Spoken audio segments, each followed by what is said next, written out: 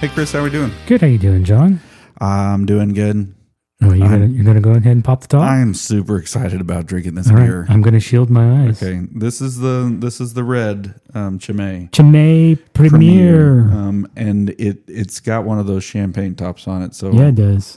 just everybody make sure that your face is properly not pointed in the way of the beer. cork. Hold on, wait, come on, 1, 2, 3. You've got me thinking of SNL cork soakers. Cork soakers. 1, 2, 3. Oh, Heyo! that didn't even fly. It just stayed in my hand. Wow. Ow.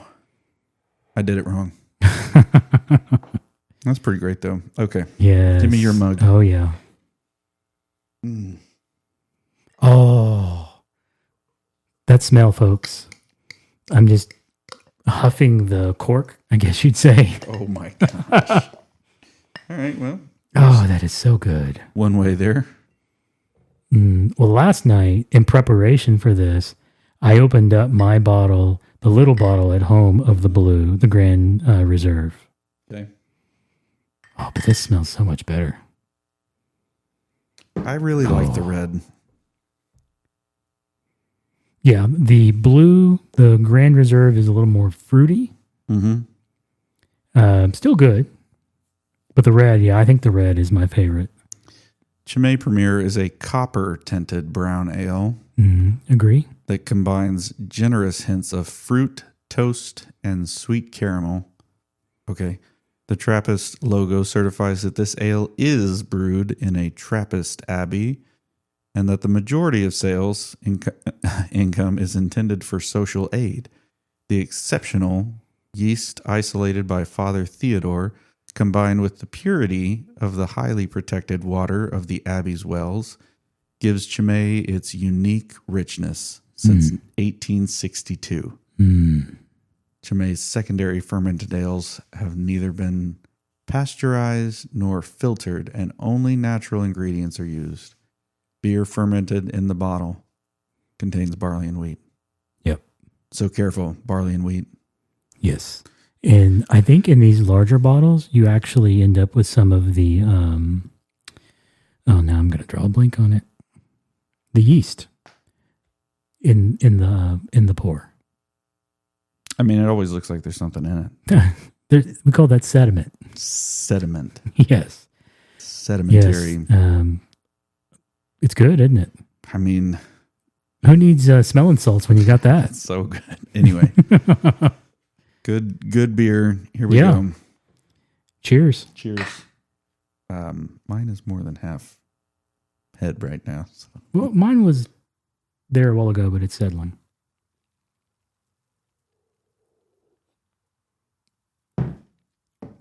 Oh, yeah. That's good. It's smooth. There's not a lot of bitter. Yeah. No secret hints of anything once you've let it go down your gullet. No, it's great. It's a really good one. I mean, and this would probably be one of the lighter beers that you enjoy. Yeah. I mean, it's kind of it's in that Shiner-ish range. Yeah. The Newcastle Brown Ale. Little less translucent than Shiner. Yeah. You try to look through this thing, you're like, no, I'm not seeing the other side of the mug. I'm looking through the mud, but it tastes so good. Yeah, it's delicious though. Oh yeah, it is good. What just happened? Don't do it. I just got the notification on my computer that it wants to run updates. Oh no. Never run updates before or during the show. Definitely not during the show. This is 7% by volume. By the way. Yeah, that is a good one. So this is our second time to have this one on the show. We've had the blue, the Grand Reserve. Mm-hmm. I had the Doré at home, and I still have one small bottle of that I need to drop, and then I have a small bottle of the Sink Scent. Oh yeah, from them, and then that once I kind of have that one, then that will complete the set for me. The Sink Scent is what color? It's the same. No, sorry. No. It's white, but it's also very similar to the Doré bottle. Okay. So Oh, there you go. Yep. Yeah, I haven't. I just had the blue, the red, and the Doré white. Yep. Yeah. Yep. Highly recommend Chimay if you haven't tried it. So good. You will love it. And we really like the red. Yes, the red is very, very good. Anyway. It is an amazing ale. Yep, just gonna keep drinking over here. What are we talking about tonight? We need a second bottle. We do need a second bottle. Next time we do this, we do need to. This mug is making it look pretty weak over here. Yes. It's like, did I get any? Well, I'm gonna have to try to pace mine because I didn't bring a backup. And this is where I need my little jingle that goes Good call. The backup to the backup to the backup to the backup. Yeah. So, well, I Also guess important. tonight we're talking about wherever you're going to lead us in regards to Apple Business Manager. Yes. I'd love to talk about some of the struggles that you've had. Okay. And of course you would. Of course. Yeah. Well, yeah, we got to put it out there. I mean, I get a chance to bash Apple. I'm going to take advantage of it. Yeah, absolutely. Especially before they bring out all that liquid glass. So help me. I said that on purpose, folks. Oh gosh, we haven't talked about it. No, we haven't. And I think you know how I feel about it. Oh, already. absolutely. That's why I said it. I mean, I'm poking the bear. Are you kidding me? I don't like. It's not. I'm not against Apple. Like I use so much of their technology. I have given them so much money. Yeah. Both mine and the churches and the, camps and yeah, everywhere that I've been. I've talked to people about how this is a good solution in different ways and why you might want to use this product that kind of gives you fits every once in a while. And it's like, could y'all just like meet me halfway?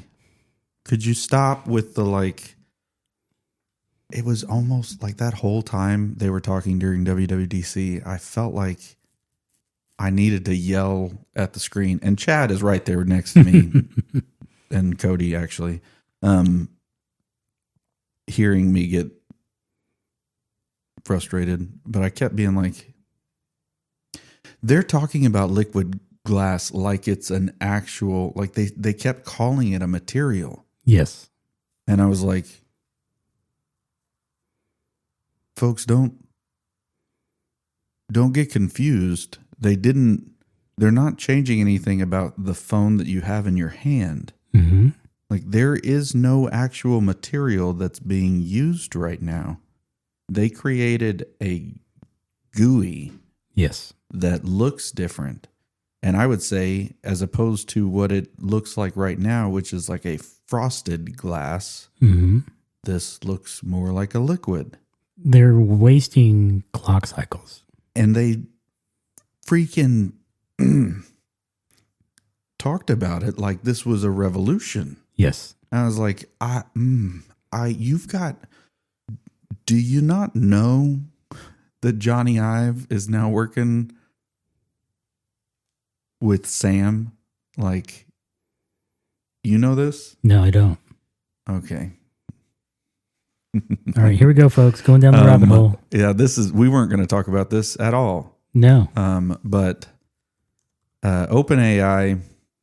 Oh, he's not over there, is he? Yeah. Oh.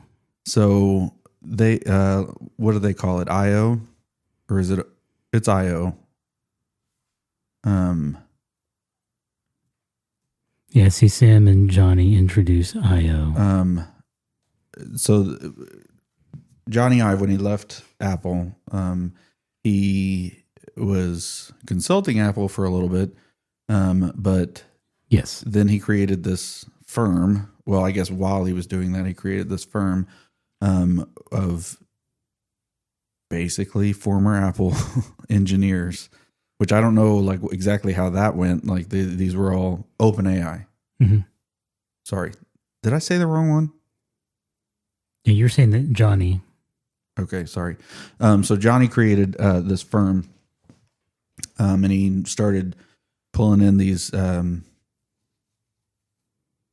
former Apple engineers. I'm sure there's other people, but I mean, the huge majority of notables inside of it were former Apple guys. Yeah.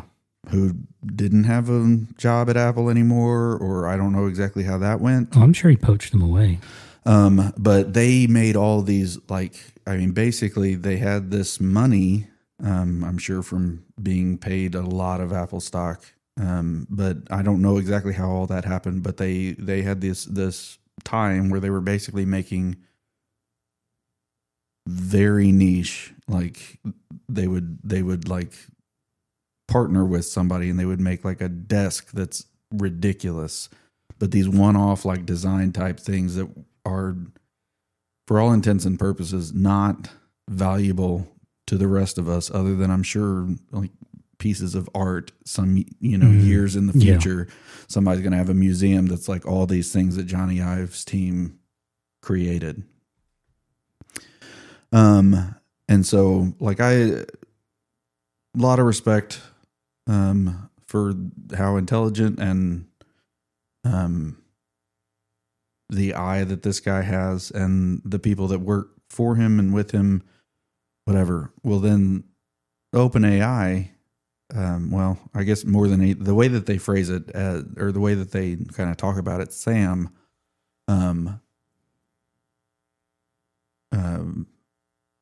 collaborated with or started collaborating with or just getting to know, I don't know, Johnny, and then they decided to make this partnership, which boiled down to OpenAI bought Johnny's like team of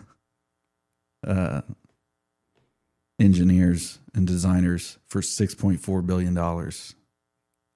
Good on you, Johnny. I mean, right? Wow. And so now they're creating this company, or they've created this company called IO. And IO and the whatever for it is co-founded by Johnny Ive. And Sam Altman. And they're going to create a family of products that help you interact with artificial intelligence. Basically, what it like the pinch point that Altman was trying to like sell inside of this was like, if I want AI to help me with the problem, like you and I are talking, and I want AI to like help me with a problem and like be like, oh, hey, like what this conversation that we just had, I don't want you to like summarize it for me and give me like talking points and stuff like that. I would have to take out my computer, and then I would have to type in all this stuff, and then like I'd have to input all this, and that's how your computer works with AI. Yeah. Or how you use your computer to work with AI. And that just doesn't make any sense for what actually this new, and they kept like, I actually think that they, whenever I heard them talking about it, they didn't reference AI that much. They talked about new technology. Okay. But it's kind of obvious what they were talking about if they didn't say it outright. Anyway, so I don't know. But in the next year, it looks like they're going to make some pretty big waves. It does not appear. They said something about, Chad was saying that they like it won't be glasses. Okay. And it doesn't appear to be a watch, but some sort of wearable that is going to help you interact with AI. And then that's the first thing that they're working on. This is supposed to be a family of devices. So I don't really know what that looks like either. Okay. But you hear stuff like that and you're like, oh, I mean, or you see the Google announcement. Which one? Their AI, like the video? The video stuff? The Veo or whatever it's called. Holy cow. Well, the thing that I'm seeing there is their polished demos Yeah. look amazing. Yeah. But the people who are now going and trying to use it Yeah. are struggling to reproduce that level. type of an output. Okay. And so it's like, okay, what level of coding or not coding, what level of prompt jockeying did you have to do Yeah. to achieve the output that you got? Well, I mean, let's be honest about something with AI right now, and that's yes, the skill that is going to need to be taught to everyone, or that they're going to need to learn, or that is going to be valuable. Yep. When you have somebody for these spaces, is prompt jockeying. Yep. Is the guy who can make it do. But in order to do that, you still need to know how to achieve what you're trying to get the AI to do, because you have to know it Right. in order to tell the AI how to do it. Right. You can't just sit down and learn how to do some prompts Right. and achieve what somebody who's been a videographer or a photographer Right. has always done. Yeah, I mean, to an extent, that's part of the coding. If you know how to talk to a photographer in a way that a photographer understands, you should be able to prompt an AI that has all of that photography jargon based, or all of the photography editing, or whatever usefulness related to the jargon. That's the once you know, okay, this is what it expects and this is what it means for output, that's going to be for everything. Mm-hmm. So, I mean, there's a level where we think about this as a really complex thing, but we thought of when the touchscreens first came out, we thought of it as a really complex thing. And then our children picked them up and we're like, and you're like, how did you know how to do that? Yeah. At some point, that's going to be AI, where we're able to intuit what it's expecting in order to get there. I don't think it's going to be quite the same, but all of that's going to have to be baked in on the back end. I just don't think all this AI is going to get there because of the need for all of the compute and the need for all of the power. Mm-hmm. I think they're going to reach a point to where it's going to be, it's going to be stuck, just like all of technology is stuck because of batteries. Mm-hmm. No one can figure out a better battery, Yeah. so technology can't get any better. Your phone can't get better. Your laptop can't get better because you're stuck with what a battery can handle. And I think AI is going to be hamstrung by the compute and the cost of power. Yeah. And the space.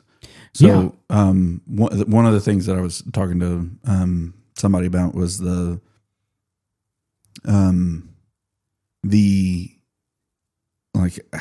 they were sticker shock about how much per month I think it's going to take, or it's going to go for, especially with the Veo. Mm-hmm. Which is less. I mean, you're paying less for that than you would an intern. So you got to imagine people who are actually doing a lot of videos and stuff like that. What are you expecting this thing to do? And can it replace a human being? Yeah. Yes. So, I mean, at some level. So that's they were sticker shock about that. I was like, no, you don't understand how much, they've got to start building an infrastructure, if they haven't already, that can actually handle the number of people who are going to try this. Mm-hmm. Not who are going to stay with it, but who are going to try it. Because what it can't do is fail based on we didn't have enough servers ready. Mm-hmm.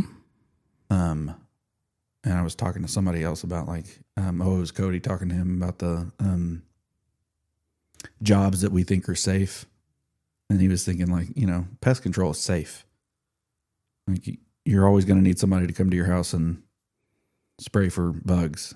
And I was like, yeah, AC guys are safe because even the computers need AC. Yeah.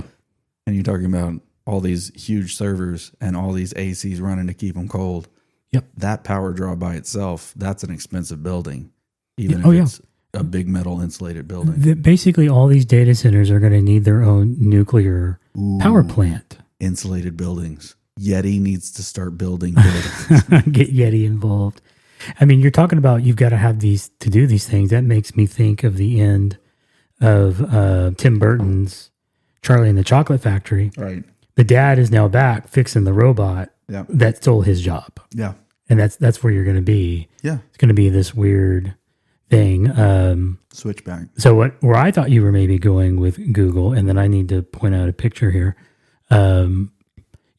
Recently, Google started announcing Gemini as an add-on to your Google setup. Yep. And you've probably already seen an email on this because the church uses it. So 4 or 5. I've had a conversation with our rep today who is informing me that I'm so lucky and fortunate that they've now wrapped Gemini into the product.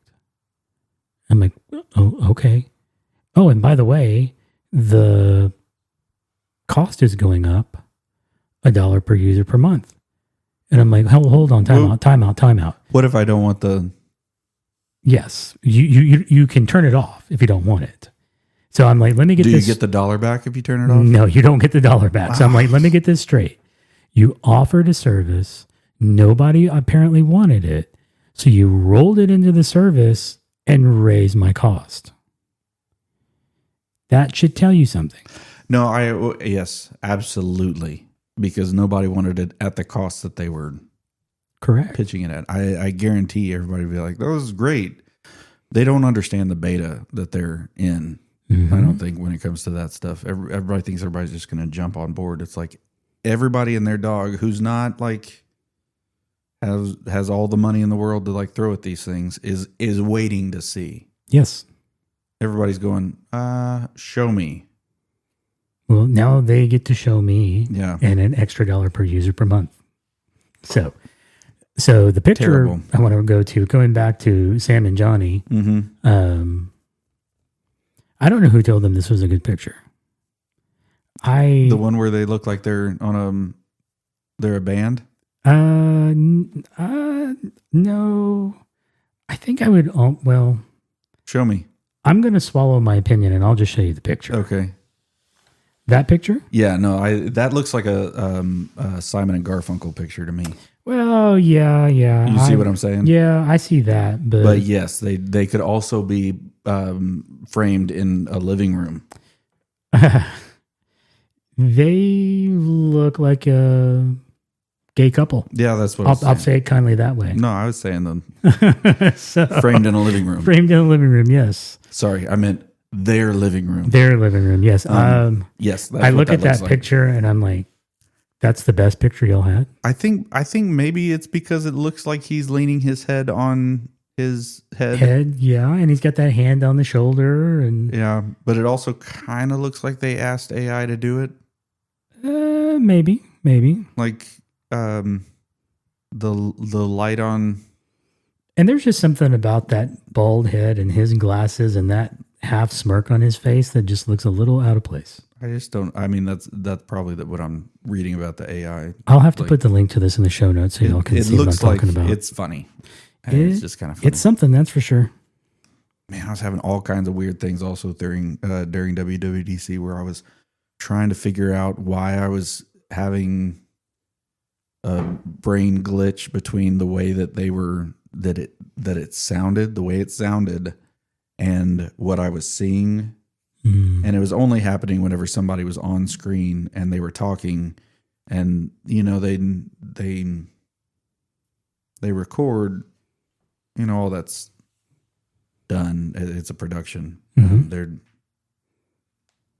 I get all that, but this was the first time that it looked like the audio wasn't recorded on a sound stage. It was recorded on in a isolation booth. And my head was just having a hard time. It didn't match what you were. The audio just doesn't line up with what you're seeing. With what I'm seeing. And I was like, I've seen that with you see an AI generated video or picture or something like that, and you're like, the light's coming in from the wrong place. Your brain can discriminate these things. Yeah, something's not right. This was the first time I had that feeling with audio, where I was like, "Oh, I don't like that." Like, yep, that feels off. Intriguing. I saw a 9-minute summary video on YouTube. Watched it. You didn't watch the whole thing? No, I got halfway through the summary video and I had to stop. Yeah. Okay. So at the very end, when they talked about, it's so funny, sitting there with these two other guys that use Apple products. It's not like we're looking for things to be upset with. Mm-hmm. One of them has stock. So like, I think we were all kind of hoping for better. Mm-hmm. And we get towards the very end, and I was like, wait. They were talking about the iPad OS, which immediately, like, my brain wants to shut them off whenever they start talking about iPad OS, because there shouldn't be a separate OS now for iPad and Mac. But whatever, they're not listening to me, and evidently they're a lot smarter than me or something. But like my brain was starting to go in a different direction. I was starting to like play through emails that I needed to respond to in my head. I was in a different world. And then all of a sudden they have the windows separate. Yes. On the screen. And I was like, oh, is this how they tell us? And they stopped short, of course. But they did some unique stuff with the iPad OS. Yeah, for Stage Manager, yeah. It's not even, it doesn't look like Stage Manager. It looks like, oh yeah, it looks like the whole time, the like Windows they're and showing macOS. they're showing the cursor and everything looking like a cursor. And I was like, guys, they kept talking about how like familiar it'll feel or whatever. And I was like, it's familiar because it's a laptop. Yeah. Like, I'm not trying to be that guy, but like, are you kidding me? Yeah. It's familiar for a reason. That's what it looks like when you do it on a laptop. Yep. I feel like I'm being gaslit. Yeah. Like, yeah. no, this is totally new. And oh man, do you know 12 South? You probably, I wouldn't expect you to know 12 South because they really make some of the Apple products. like they make, they're on the Apple store. Yeah. They make pretty specific products to Apple. Some things I'm sure are not. I'm sure I know that some things would be able to be used on non-Apple devices, but they've been known for being primarily Apple, kind of unapologetically. Yep. You're gonna love this. I need to find it, but I need to also talk about it, and I can't really do two things at once. But they came out with this revolutionary product. Okay. Revolutionary. Yeah. Very, very Apple language in the like mail out for this. You ready for it? Okay. They're introducing Power Cord. I'm seeing that here on the page. The ultimate all-in-one charging solution. Okay, so what they did here, Chris, is they attached the wall wart to the cable. It's a USB-C cable. Everything. It's a USB-C cable with on one end and a Edison plug on the other. Yeah. Everything that they like, one seamless solution, just plug into the wall and charge. Easiest way to power up without slowing down. No matter where you are. No extra cable. No extra cables. You're never having to whatever. It's made to fit. Thoughtfully engineered. Yeah. Hold on. Extend your reach. Okay, so it's like 4 feet and 10 feet. Everything that they like posted in the like mailer, like the email that went out, which sadly I got, was about how they reimagined what this could be like, I almost said supposed to be, could be like. And I was like, so wait, every power cable that we've ever had before the last 10 years. Yep. That's what you reimagined. Yeah. I hope, because I haven't like watched any of the videos that they made, because that would be way too much effort. Look at that. They're plugging it into a Google Pixel. So look, they're trying to reach out. But like, how diverse. I really, really hope that the videos are as tongue in cheek as I hope this copy is supposed to be read as. Okay. Because if they're literally, you know, everything that Apple says that I make fun of, they're saying with all genuineness. That they are serious, that this is the first time that this has ever been thought of. Yeah. And it's like, you missed the Android device that does that. I could see a company like this taking it very seriously and really believing what they believe. Okay, if that's the case, then like I'm losing all of my faith in humanity, because you've just like, no matter how big you are, and you're not that big, you've got to have your head out of your butt. Well, enough to be able see this. I need my jingle. Yeah, for sure. There's no hope for the world. I mean, it's so bad. So like stuff like that, and you know, stuff like the Apple talking about how they, you know, Chad related it to the whenever they made redid the MacBook Pros, and they put the ports back in. And they talked about, like in the keynote, they talked about how we understand that ports are like important to our power users or something like that. And I was like, are you kidding me?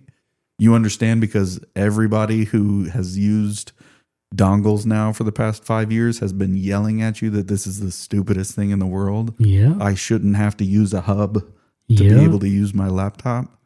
But, you know, whatever. It's fine. But this is...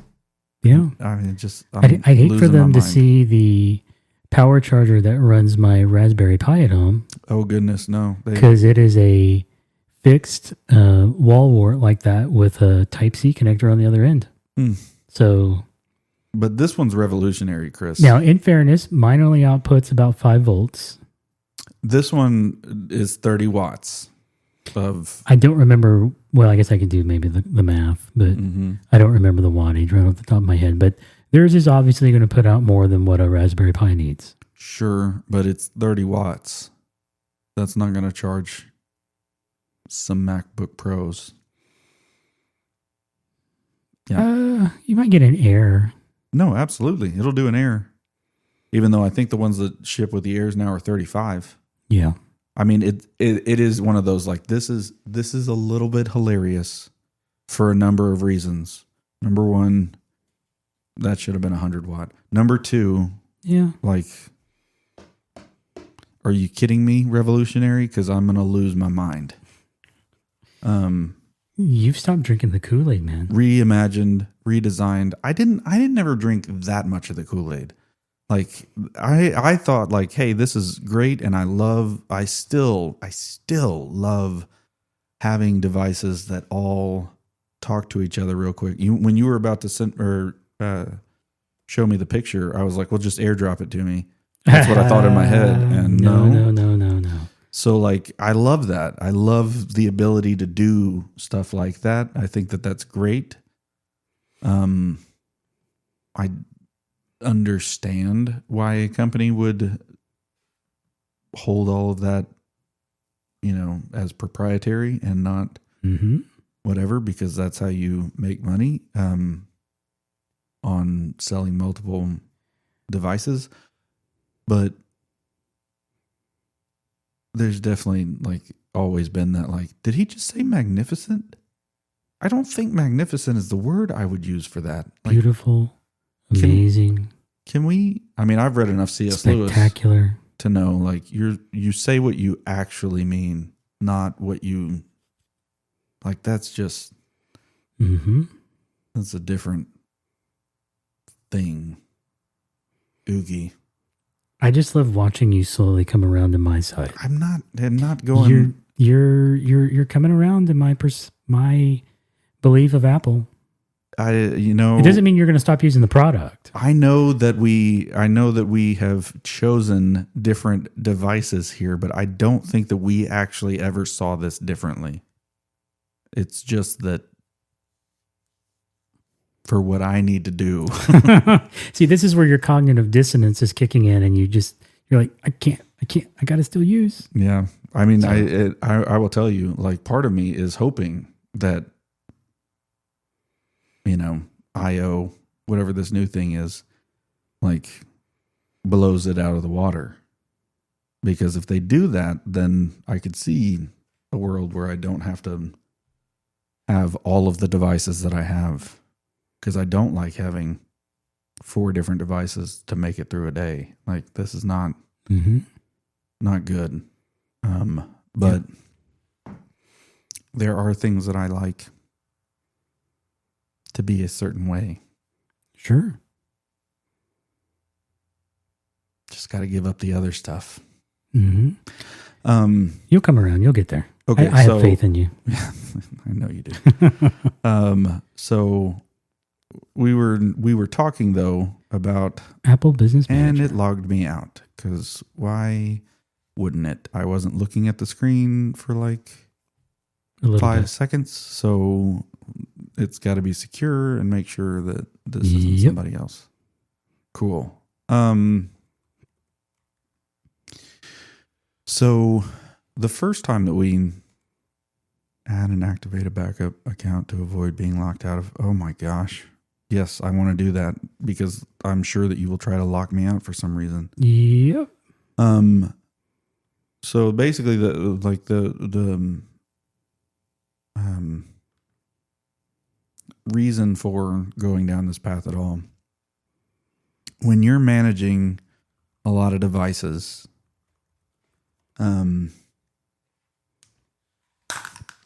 ouch. Sorry. I'm sure that sounded great. When you're managing a lot of devices, you hear a lot of people's feedback on those devices. Yes. You're hearing people talk about their computers. You're hearing people talk about the tablets. You're hearing people talk about their phones. Yep. The Apple TVs, in my case. But there's always, inside of each one of those conversations, I feel like somebody who is ultimately in charge of technology in any organization of any size, probably. There's all of the decisions that have been made kind of lurking underneath that conversation. Yes. And you're taking all of those decisions and you're trying to pull inside of every conversation, every correlating string that you can down or up, I guess, to that conversation to try to figure out what all is being talked about. You're trying to understand where the person's coming from. Yes. You're trying to understand their perspective on the problem. You're trying to understand what the actual problem is. And for those of you that don't know that there's a difference between a perceived problem and an actual problem. Correct. You don't work in IT. Yes. Because we all have heard the person try to explain the thing that's going wrong and then be like, that's a feature, honey. Yes, that's expected behavior. Not a bug. Yeah. Or whatever they're explaining something and you're like, I think you pressed the wrong button. Yeah. Or I think you probably are calling that the wrong name. Or correct. Whatever the thing is. So there's just a lot of juggling that's going on whenever you're having these conversations. And you have, for a lot of us, you have days where you will have 50 of these conversations. And you will have days where you won't have any conversations, and then you'll have another day where you have 30 conversations. Mm-hmm.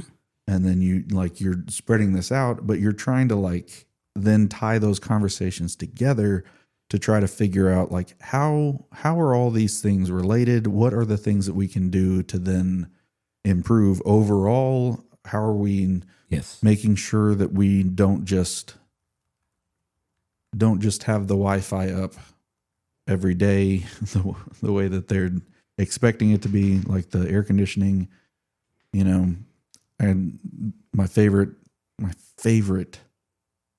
communications are the ones that talk where the power will be out, and then somebody messages me and asks, does that mean the Wi-Fi is out?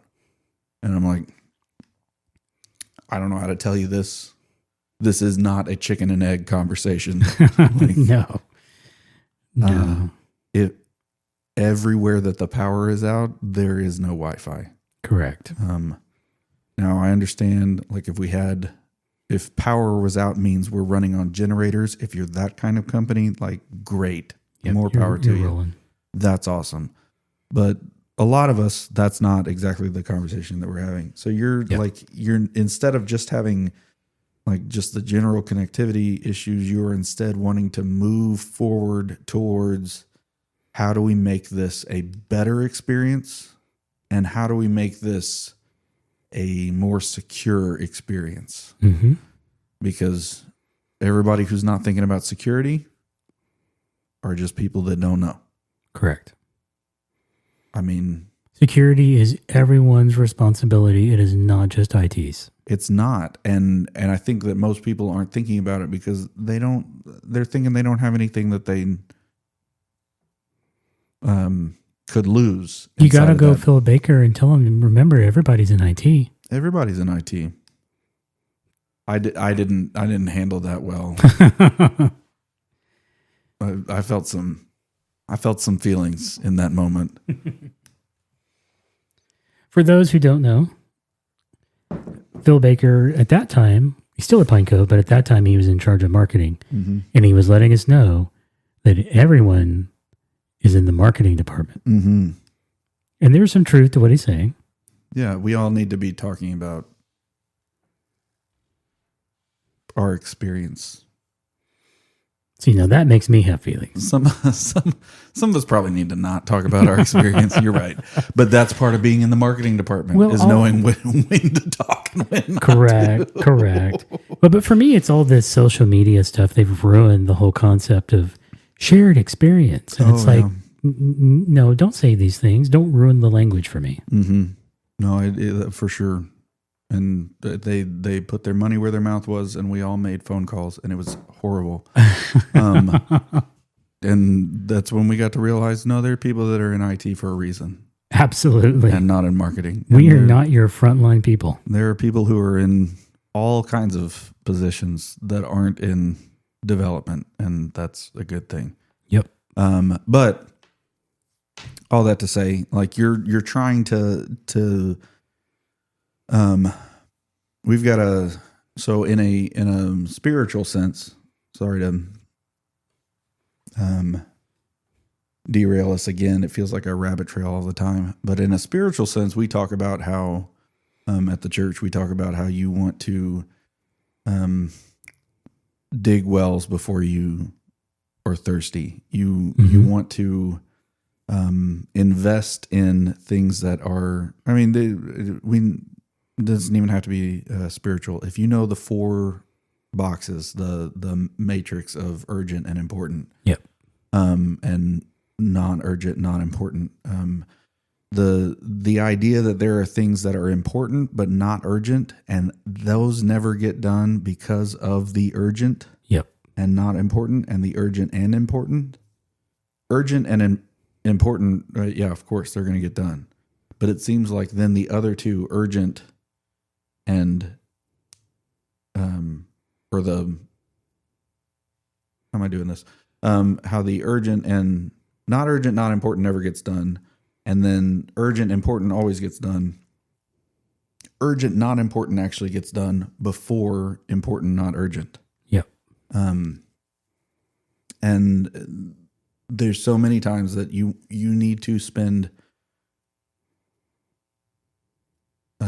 energy, resources, whatever, in that area, and that's what this well digging is you're trying to get to the water before you have to have the water, you're going to die. Yeah.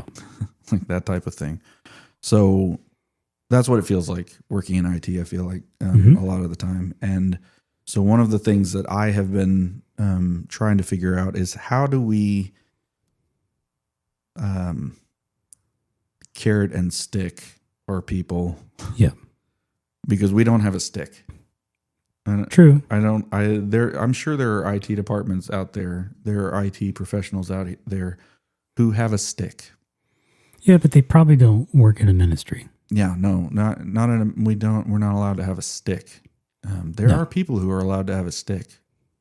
Funny. I'm not going to go into it anyway. But there's no stick. So how do we carrot our people into these good choices? How do we carrot our people into digging these wells before we're all dry and thirsty, or a hacker comes in and demands millions of dollars too soon?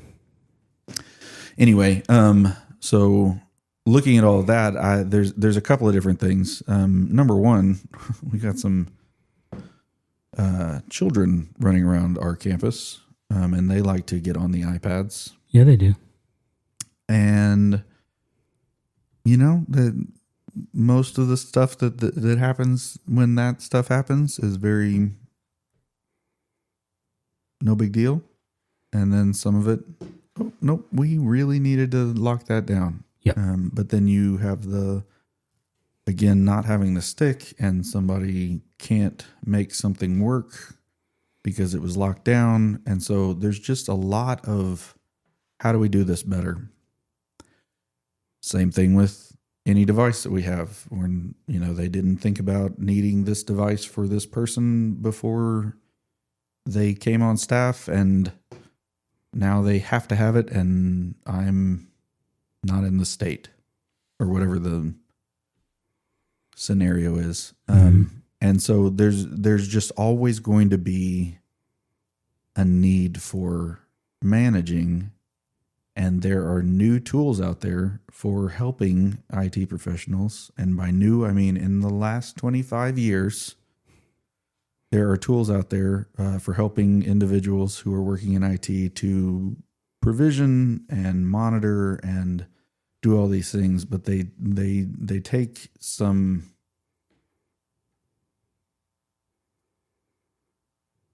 architectural knowledge. Yeah. They take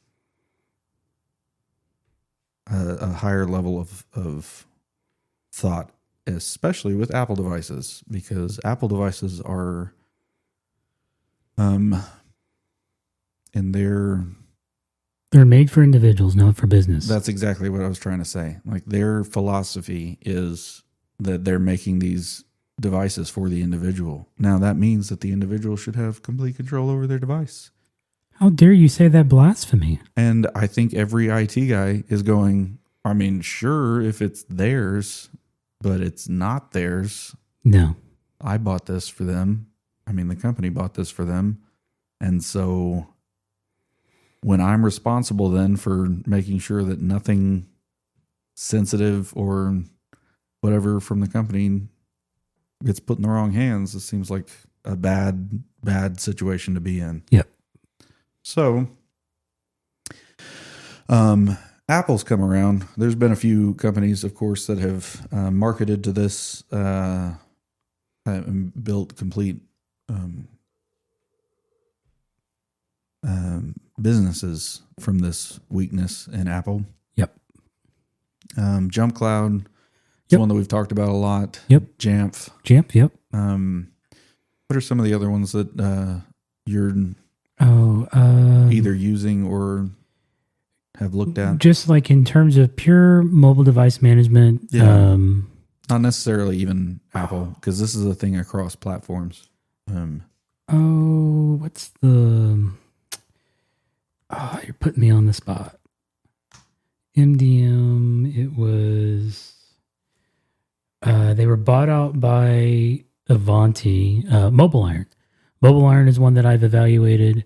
What's the one that we used to use for iPads only? We talked about this. AirWatch. AirWatch. And that's now VMware.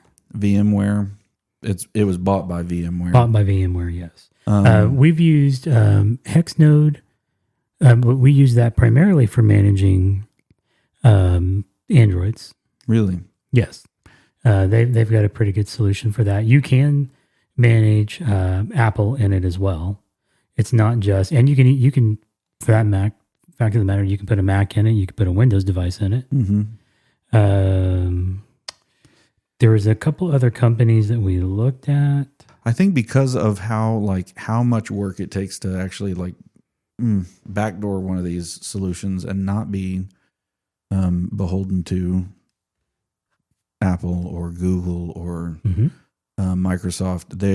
There's a lot of work that has to go into it. So a lot of these companies started off only doing one type. Yes. They would either only do tablets, or they would only do phones, or they would only do computers, or so there for a while it very much felt like something that you had to have multiple of these in order to really do it well for the entire because you almost needed fleet. one per platform. Yeah. And so, for some things, that's always going to be the case. Like Apple business, as I'm looking at what we have and what we're actually going to be using this for, there are very few devices that we have that wouldn't fall under that umbrella as an organization. But for a company that has a lot of different devices, a lot of different things that they're trying to manage, you definitely need to be looking at one of these ones that has gone into more areas. Yep. And I would actually say, the more I've looked into this, the more there's a part of this being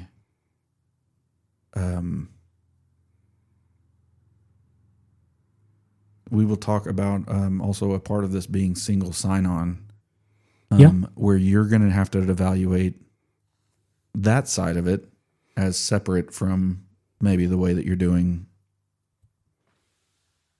all the other parts of it. Correct. And so there's just a bunch of things that have to come together. And so, like I said, that's the architect mindset of it is this house is not just a kitchen. Yeah. This is not just a foundation. There's going to be a roof. Yep. And so trying to figure out how all of these pieces fit together and trying to do it in a way that does not cost whoever you are doing this for way too much money, because everything is subscription based now. Yes, it is. And you're going to, if you don't do it well, you're going to end up spending hundreds of dollars a month on solutions that only get you part of the way there. Yep. Yeah. And I would say, you're getting into the elements of zero trust. Yeah. So you're going to, identity is probably where you really want to start. And what I mean by that is, where is your source of truth for username and passwords? Mm-hmm. And then from there, then you do get into traditional mobile device management. Mm-hmm. And then from there, you're going to get into single sign-on. Yeah. So we've been an Active Directory company for a long time. Yes. And that's fine. It's great. It's where I think most everything started. Absolutely, yeah. There's a concept here, but it does seem like now may be the time to move to the cloud in some of these solutions, and in fact, probably for us, all of these solutions. And so,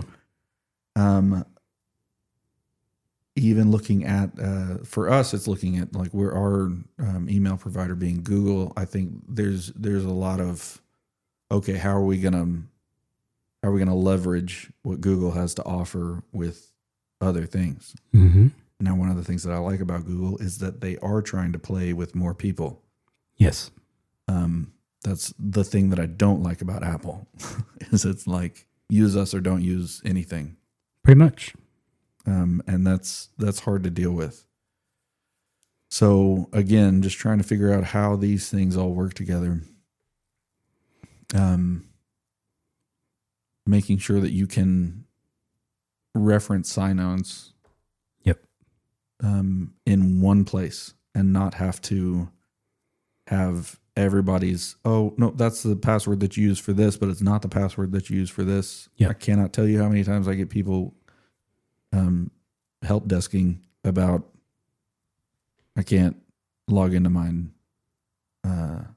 email. Like you're using your computer password. Yep. But I'm really grateful for those people because it means that they have more than one password. Yes, it does. Got to applaud that. Anyway, So there's a lot to it. So I guess the other thing that I didn't mention when we were talking about levels, when you're talking with Apple, the real foundation is Business Manager. Yeah. Now, there's a ton of features that you may or may not use, but you've got to get your devices in the Business Manager, or getting them into a MDM is going to be difficult. Right. Or even if you get it there, you're going to be hamstrung. Right. Because that device is going to present as a personal owned device and not a corporate owned device. And so we started down the Business Manager, Apple Business Manager, like route because it was a necessary evil for getting everything else done. Bring on the horror story, baby. So we start going, and number one, they've got a new thing called Apple Business like Connect, which is like, you know how Google, in order to be represented correctly on Google Maps, you have to go through all the stuff with your Google profile. You have to own where you are.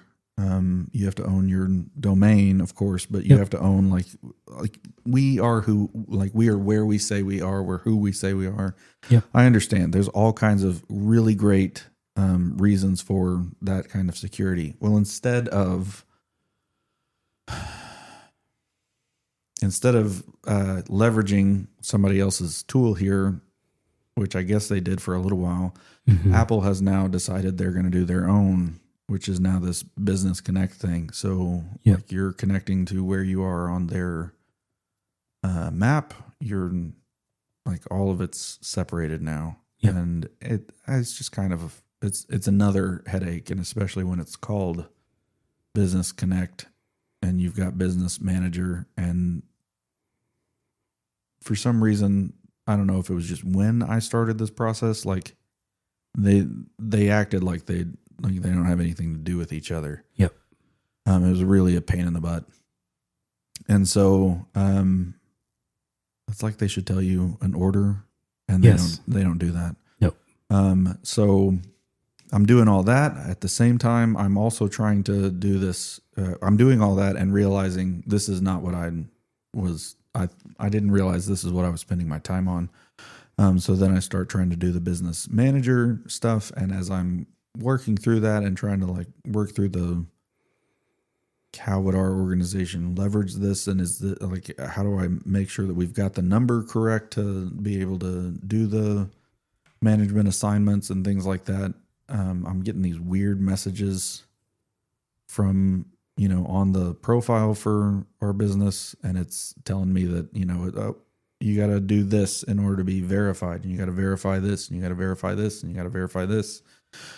And, you're stepping through different parts of it. It's not like any of it is way too complicated. It's just like, you've got to do your TXT file on your DNS for your domain. And like you're trying to figure out, like you're telling it all this information about who you are. And, one of the weird things, and again, like it wouldn't let me do tax information until I did all this other stuff, which I've got to make sure that went through. But like in one of the verify processes, which, the DUNS number, the DUNS. Yeah, the Dun and Bradstreet. That was fun because we had already done all of that. And I knew we had done all of that. We did that when we were created, but like we had done all of this stuff, but like because they call all of these things these different names, you don't know if the organization ID that they're asking for is that organization ID or if it's one that Apple has given you. And so you're kind of floating through this in a very this is not well done. No. And there was this one seemingly pretty innocuous request for. They wanted me to put another employee of the church's information down in order to verify. Mm-hmm. And I was like, well, our executive pastor seems like who you'd want to get to do that. And so I put his stuff down. I sent him a little message saying like, hey, just so you know, you should be getting a communication from them. Mm-hmm. Anyway, I'm doing that. That kind of feels very tangential. Didn't really think about it. And then I did all these other steps to walk through with trying to get to where we can manage devices that we have purchased. And then one day I get an email that says, you're just looking at your cup. I'm sorry. I'm sad. It's gone. All of it is gone. Yeah. I'm sorry. I sidetracked your story. We get all the way through doing all this stuff. And actually, I had kind of moved on to another project because until I was verified, there were a lot of things that I couldn't do. And it kept saying verification pending. So I was like, that's fine. Like, I'm just going to, I don't know what you're waiting for because there's nothing saying like, hey, this is the part that you've missed or anything like that. Yep. And then all of a sudden I get this email, we're on staff retreat, and it says your Apple account has been deactivated. Yep. Like, and there's an email for that. There's an email for my my email account has been deactivated by Apple, which is one of those like, yeah, you can't do that. But like, it means that I can't sign in with that email account. Correct. Cool. That's fine. And then our profile has been deactivated, like all of these things. And it sent 4 different emails. And so I'm not like a freak out guy, but there was a little bit of me that was like, should I be worried right now? Like what exactly did I just miss? Yes. And so I did have that. So did I lost everything? Like what worst case scenario, I have to do this whole thing all over again.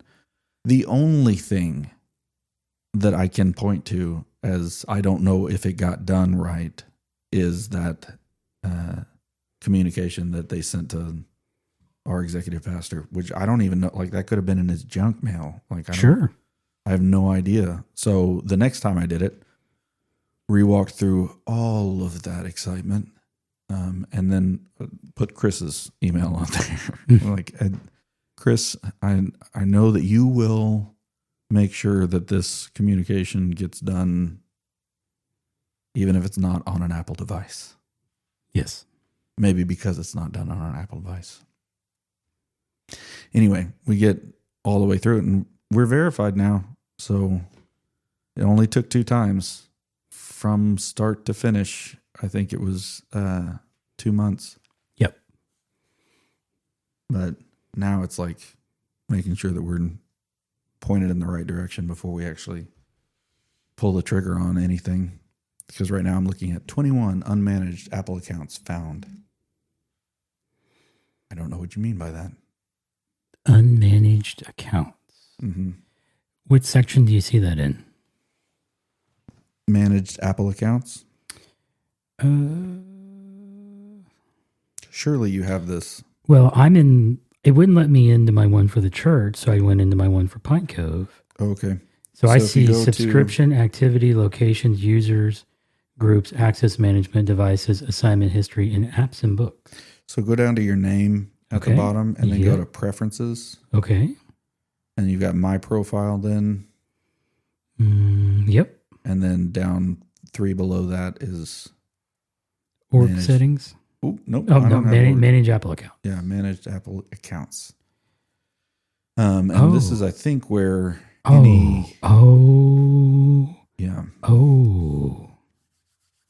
user sign in and directory sync. I could. I got to do it. Unlimited power. I could totally do that. One click of the button. Domain capture. I got it all. What are you exactly getting all of? All of the 527 Apple accounts that have a ending of @pinecove.com, but were never created by our department. And it's like, click, thank you. If that's like, So think back to all I have those 21 of those. Well, but think back to all those accounts that probably started with you They created. absolutely did. iOS and a number @pinecove.com, IWS and a number @pinecove.com, and on and on and on and on and on. Oh, I did. I made so many because they wouldn't let us have more than 5 devices. Now I've got all kinds of stuff running in my head. Oof. I need to purge this so we can get back on. I'm really on task. sorry. That's okay. That's okay. I've got something to do tomorrow. There was a lot of work that I had to do there. Yes, no doubt. No Sorry doubt about that. Okay, so you've got your Apple Business Manager all set up. You've moved into the modern. I wouldn't say all set up. Well, I mean, you've got it active. So you've got this. It's better than pending. It's better than pending. So help me. So help me. Where are you looking to go? That's the thing is we gotta figure out. Are we going to? Is this going to be our authenticator or not authenticator, but is this going to be our directory? Is Google going to be our directory? Are we going to use a, oh my gosh, who was the forerunner in my head for identity? The Unify piece? No, actually, like Unify was the other option there. There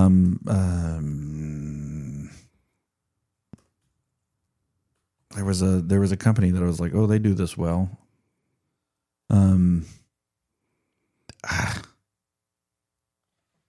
Were they just identity? No, but I was going to use their identity offering because they had it separate from everything else, and I kind of liked there for a minute. The idea it may have been Okta. Okay. It may have been Okta, and the idea being like if that part is separate, then I feel like it's not.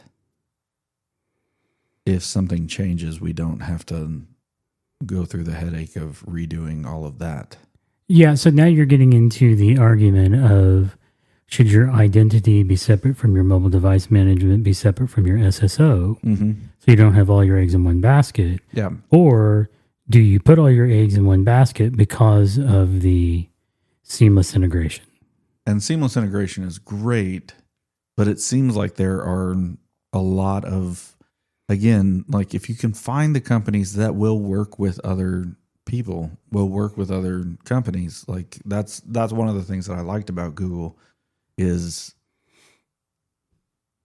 it gives you a little more freedom than if I had done, like if I had made Apple management the way that we do. Yep. That which I don't think that we are. But again, there are offerings now in all these different sectors for all these different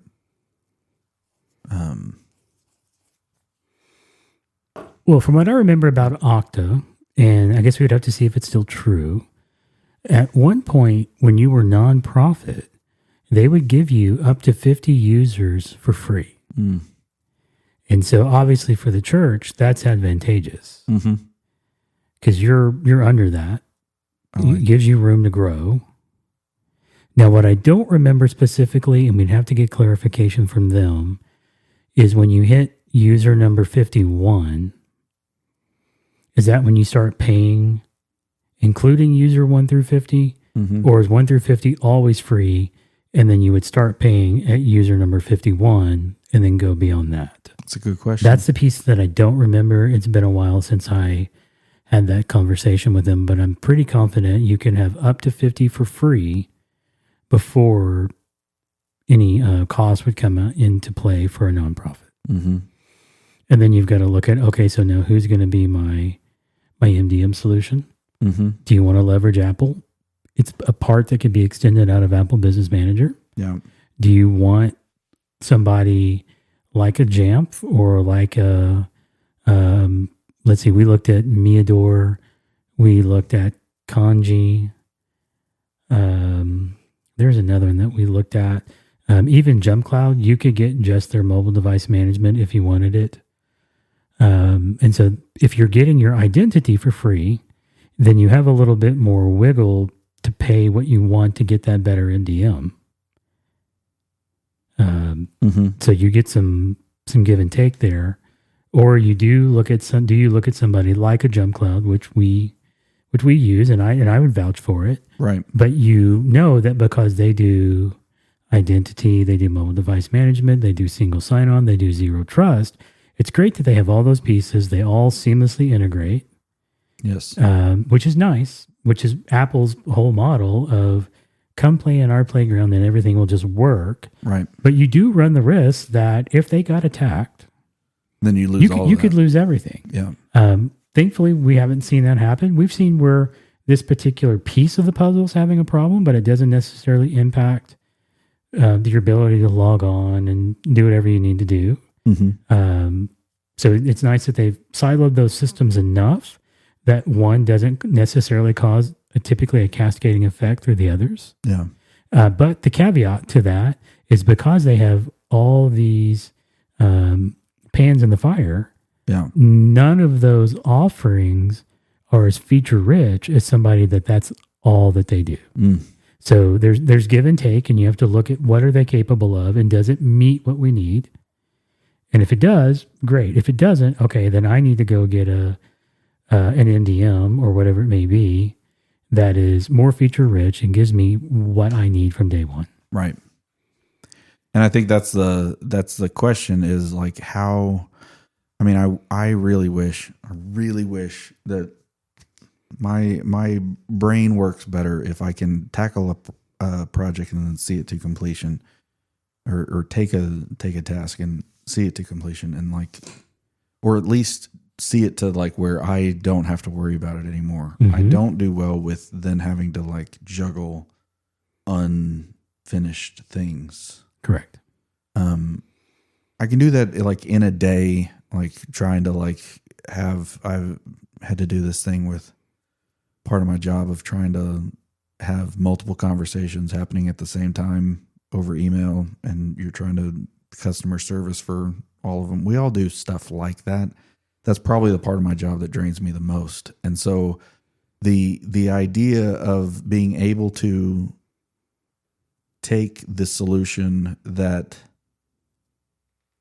gives me a win now and like throw it through its like finished pile stuff, that's really appealing to me. I don't think that that's actually the best way to do any of it. It seems like the diversification of those solutions, the diversification of those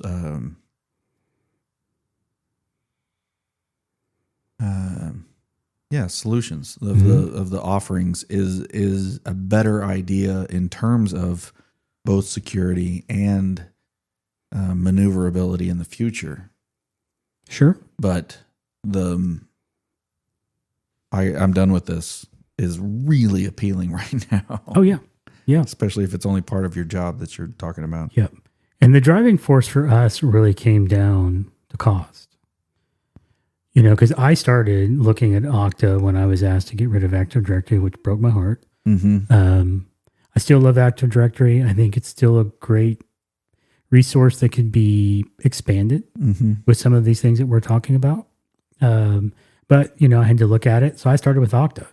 They, in my opinion, they are the best option out there in the identity offerings. I mean, Ping still makes a good solution. I'm going to draw blanks on some of the others. I should have done more show prep. But there's a bunch of different ones out there.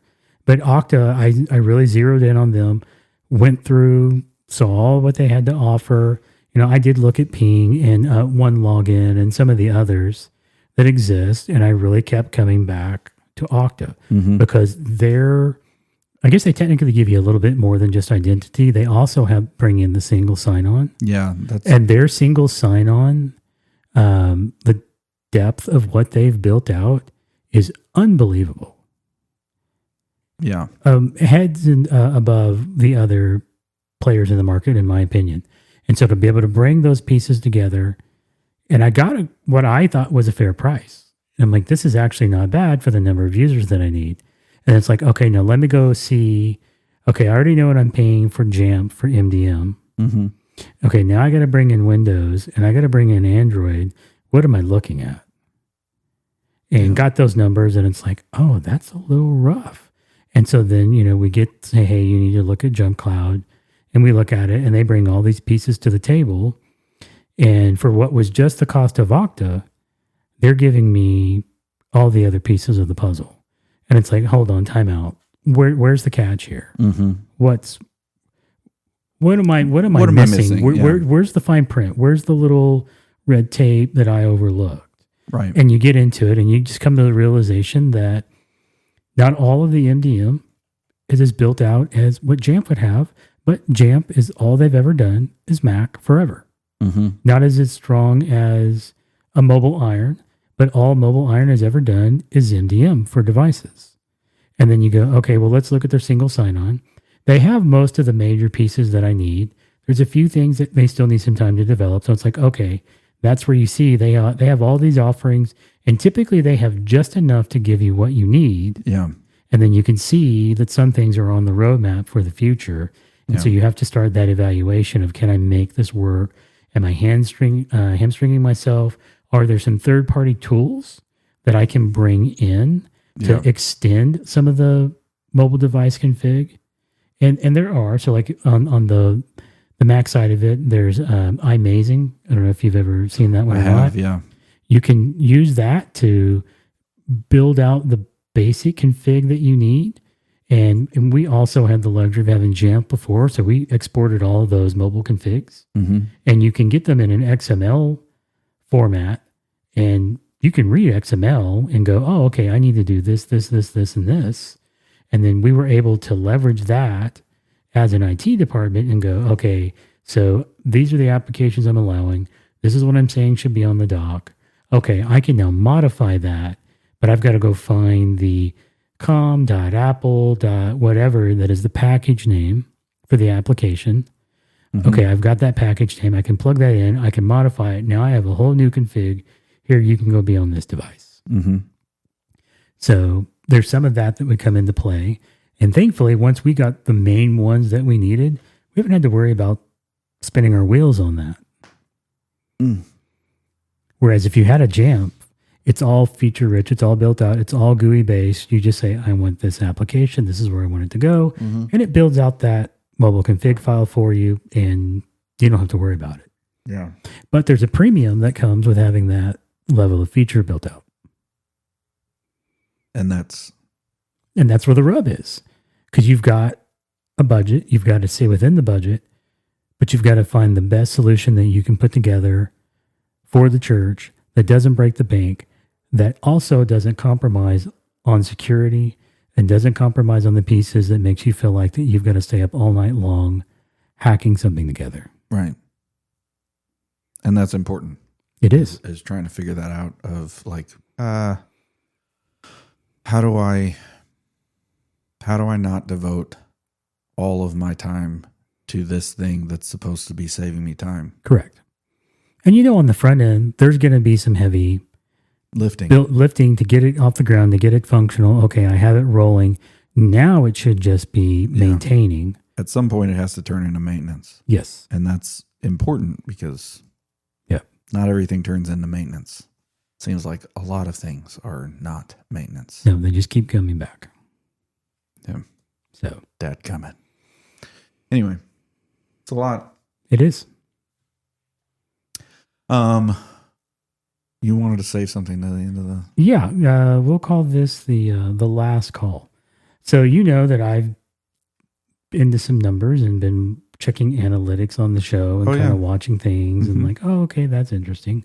And RSS.com gives us that, and we can kind of see downloads per show. We can kind of go into an individual show and see, okay, these are the countries that it's being downloaded from. That's intriguing. Thank you. Yes. Australia. For finally closing the loop. Yes. So we've hit all of the major continents that people typically live on.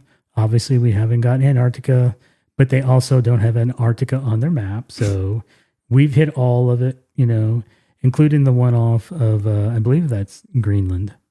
Because I think Greenland is the big one that's nothing but ice, and Iceland is the smaller green one that's actually has vegetation. Pleasant to be around. Yes. It's funny how they name those the way that they did. It's like, hey, don't come over here. This is Iceland. You want to go over to Greenland. But we can see, guys. Countries where things are coming from, and that's great, especially if you are like numbers and you want to be, you kind of like, trying to look for patterns and going, okay, we named the show this, we use these tags on a show. Yeah. Can I find some correlations and like, between these tags, what works and what doesn't? Yeah, these tags seem to work better. These types of titles seem to work better. And I hadn't found it yet, but whatever. But we were in the beginning, we then also added what's called OP3 project, which is a small stream that gets added to our RSS feed, which offloads basically our downloads and locations of that nature to a company that is open source, and they're very transparent in what they do and how they do. Okay. So in the beginning, they made it look like RSS.com was padding because they were showing way low numbers compared to RSS.com. And it's like, okay, well, maybe there's something going on where the hosting companies want you to see everything. And eventually what happened, RSS.com did make a change. And they're like, okay, it's pretty clear that these are bots that are downloading, or this is Apple coming along and scraping something in, or it's Spotify, or it's Amazon. And so they made some adjustments to their numbers. Okay. To where you can go, okay, these we are going to say are your actual unique downloads. And this down here is if you wanted to see the bot total. Yeah. But consistently, RSS.com has showed more downloads than OP3. Okay. But for some reason, on the most recent show, it's flipped. So when I go to RSS.com, it's not a major flip, but I've never seen it be this way ever. Shoot the Breeze, the most recent show, RSS.com says we've got 13 unique downloads. Okay. It's like, okay, that's consistent. It's only been 2 weeks. No big deal. Right. We'll see if we get our little bump that we typically do that ramps it up a little bit. Yeah. But then I go to op3.com and they're like, you've got 17. And I'm like, wait. You get the same thing that RSS.com gets. Why? And you've always said, no, RSS.com is probably inflating your numbers a little bit based off of what we're seeing, because they both are supposed to be getting the same downloads. Yeah. So numbers should be identical. They never have been, but now it's flipped the other way. And I'm like, so why does OP3 say that we have more downloads than RSS.com? What? Yeah. And I'm like, it's minor. It's no big deal. It's only off by 4. But OP3 has always been fewer. So like you go back, just to give it a couple of examples, so we don't drag the show out too long. No, that's great. Go back to the previous show. They're relatively close. 33, it's the magic number. RSS.com has 52. It's magic. And OP3 has 51. That's pretty, and that's kind of what I would expect. And you go back the show before that, back in my days, got a whopping 10 downloads from RSS.com. Whopping. I know, man. And good thing we're not trying to do this for money. Goodness. And then, well, actually, that's intriguing. I go back to OP3 and they show 11. So one more, but okay. No big deal. And you go, let's go back a couple more. RSS.com for non-alcoholic analog versus digital. I'm trying to remember what RSS.com for non-alcoholic versus digital. What was non-alcoholic versus? Oh, you got. You ended up with a non-alcoholic beer. Yeah, that happened. Yeah, it did. And then the previous one before that, and this is where I expected us to get a cease and desist, but we didn't. Because it was our 30th episode, I did the 30 for 30. And at that point in time, we talked about mobile device management as well. Yeah. That one had 37. So I go to OP3. Back in my days, shows 11, so it's a couple bit more. Yeah. And analog versus digital. Is that right? Well, that's intriguing. I don't know how I missed that. That's the 30 for 30. RSS.com says 30. Says 37. Oh no, there it is. It's 41. 41. So I guess I need to go back and look at some of my numbers. I'm talking myself out of my own argument as we go here. That's weird. So, but it's weird to see these discrepancies. Right. Because every download that RSS.com sees, OP3 should see. And for the most part, OP3 has always been a little bit less. Mm-hmm. And so you're kind of getting into, okay, how are you guys actually calculating your numbers? And maybe that's the biggest thing here. But I love OP3.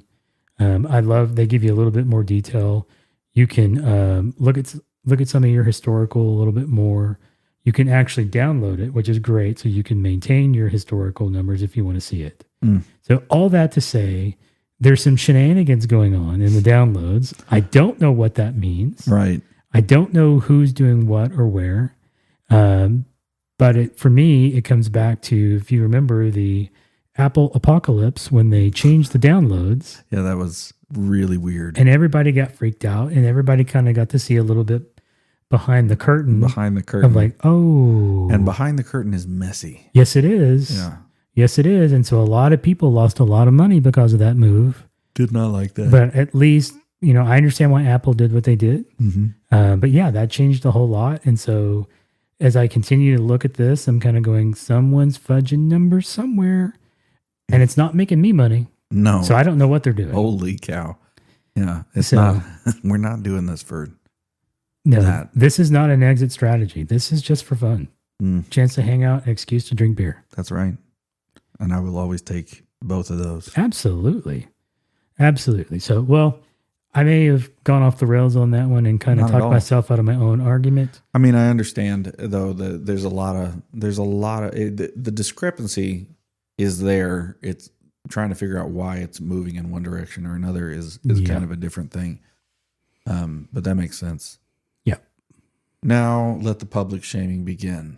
Yes. Jason, I don't know what the deal is, man. Oh, here we go, folks. Well, we got no messages from you for like no boosts. 2 episodes here? At least. Maybe 3. I guess we can't call it the Jason Court segment anymore. Jason Court segment is officially retired. It's open for somebody else who wants to swoop in and start making donations. Anybody who wants to just, give us some information about the world and how they see it. If you're not using a podcasting 2.0 compliant app, you need to be there. Yeah, why not? Newpodcastapps.com. That's new, not nude. Oh, please don't. Well, I heard that in my ear, and I'm like, I may have slurred that a little bit. Okay. So new, N-E-W, podcastapps.com. Go get one. Lots of great options for multiple platforms. Get plugged in. And you get more information about the show, like whatever show you're listening to. Yes. And eventually, before the year's out, we're going to go live. It's going to be great. And you're going to need a 2.0 app to be a part of that. That's true. You're going to get a notification that says, we're live. Come listen. You tap the button. It brings you right into the live stream. Don't worry. We'll let you know from our social media. Oh, he just threw his own self under the bus. Go follow us on our social medias. Yes. We're going to have to ramp that up to make the live pay off. I mean, sure. So for speaking of live, Michelle is potentially, and I think she's confirmed it, end of week 9, beginning of week 10, she's going to be on a mission trip to Africa. To Mexico? To Mexico. No, she's going to Africa. Mm-hmm. I'm blanking on which country. I can get back to you on that. But I want to try to use that as my window to do some experimentation with live. But I'm gonna link it into our feed. Yeah, we got. So those of you that are out there that don't have the app, get in on it, because you may get some interesting activity as I'm trying to figure this out. Interesting activity is a great way to put that. Oh, and hopefully you don't hear any choice words where I don't think it's working and it's working. Yeah, that would be funny. But I mean, also very real. Yes. So but I do want to try to leverage that. So there's probably a couple of days there that I might actually take off so I can focus on that, because Garrett will be working. I'll be dropping off Tori at Flags. Nice. Yep. And then it'll just be me and the cats.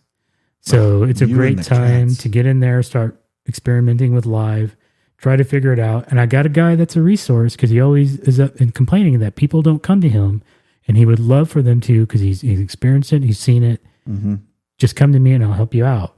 So I remember that when I get stuck, I'll be reaching out to him. I like it. All right. So there we go, folks. Very excited about what's coming, and yes, also excited to go to sleep now. Just me? Okay. You need one more bottle. One more It'll bottle. help you drift off. I mean, it's the place is just around the corner. Yes, it is. And they close in about 30 minutes. All right, we got to go. Yeah, see you, folks. See you. Bye. Bye.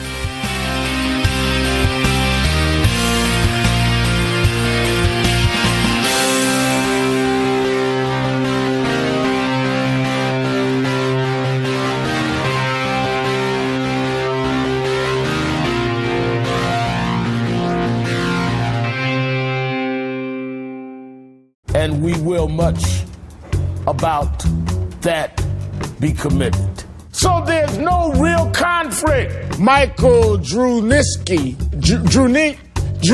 including Lincoln himself, Daniel Day-Lewis. Behind Monica Lewinsky, the one and only Trey Songz is here. But Allison Lundergan Grimes, Gina De Jesus, when Gina De Jesus, Tea Party challenger Matt Bivens. People don't want to have their Social Security overall. The Republican savior, Mark Rubio's big night. In evolution and Galileo, I mean, this whole thing of Galileo, America's changed. Unless IT and Skillets, President Putin doing something similar back in, it won't change this fundamental fact about the GOP. Just how absurd these attacks is. Nearly 6 months after the dangerous traffic jam, the Thai military says, my friend for many years, Ilyana Van Zandt.